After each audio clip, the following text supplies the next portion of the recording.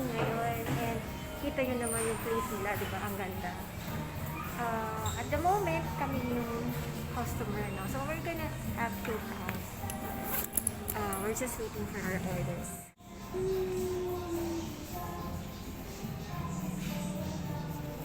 Yeah, more on ano siya, Filipino food price. Merong pricey, meron naman hindi. So, affordable naman yung ibang food na nandito dito. Yung meal nila sa list. Pastries, namin nung una cafe lang siya. But then, meron din siyang meal. So, we ordered pakbet lechon kawali with rice. And then, one sinigang na hipon. Siyempre, favorite ko yun, diba? Kaya yun yung in-order ko. Mapansin nyo, sobrang may doble-doble pa ako. Paano naka-share kasi ko? I forgot.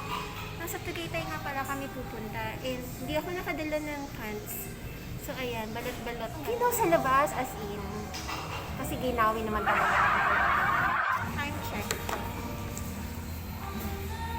7:35 p.m. May curfew kasi dito, lalo na dun sa condo. I-stayan namin until 9 o'clock. Pumunta kami kanina sa Pizza Hut wala kasi ka, ano? we feel like eating pizza. Kaso mo sarado na siya and it's 7:30 pala.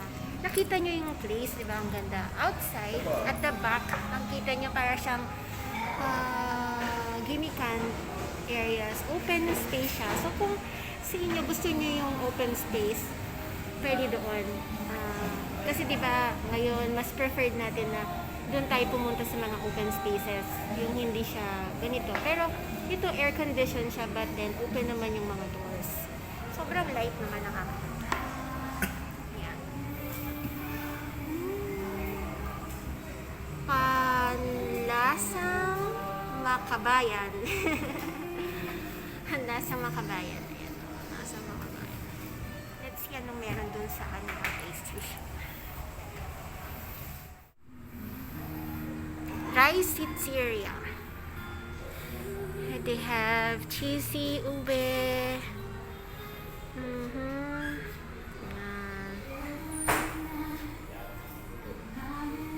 Spanish bread. They have coffee.